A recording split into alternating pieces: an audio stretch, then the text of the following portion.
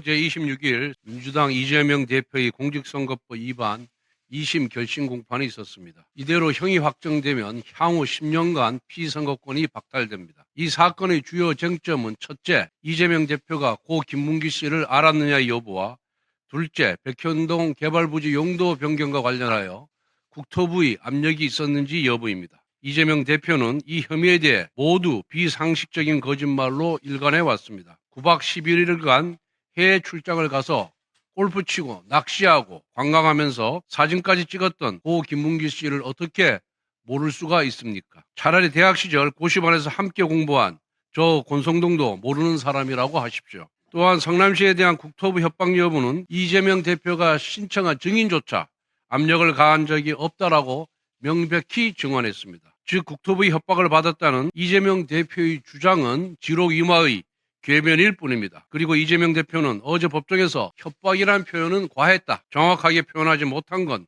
증거 없이 말한 제 잘못이라고 이제 와서 본인의 잘못을 인정했습니다. 이재명 대표가 늘어놓는 말들은 A부터 Z까지 다 증거가 없는 부정확한 거짓말 아니겠습니까? 본인이 중도 보수라는 말도 증거가 없습니다.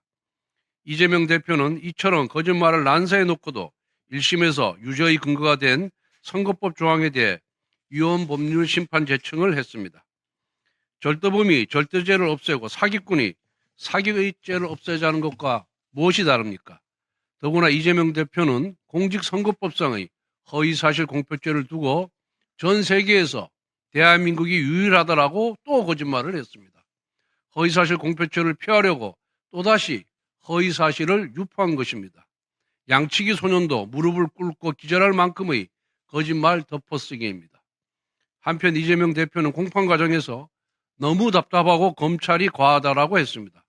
그러나 공직선거법 항소심 통보 서류 수령 과정을 생각해 보십시오. 사법부 입장에서 답답한 것은 패문부재이고 과한 것은 이사불명일 것입니다. 이재명 대표의 정치 노선은 좌클릭도 아니고 우클릭도 아닙니다. 오직 좌클릭만 있을 뿐입니다. 그래서 8개 사건에서 12개 혐의로 5건의 재판부에서 재판을 받고 있는 것입니다. 게다가 이재명 대표는 범죄가 드러날 때마다 거짓말을 곱절로 하며 궤변을 늘어놓습니다. 범죄 혐의가 산술급수적으로 늘어난다면 거짓말은 기하급수적으로 늘어나는 것입니다.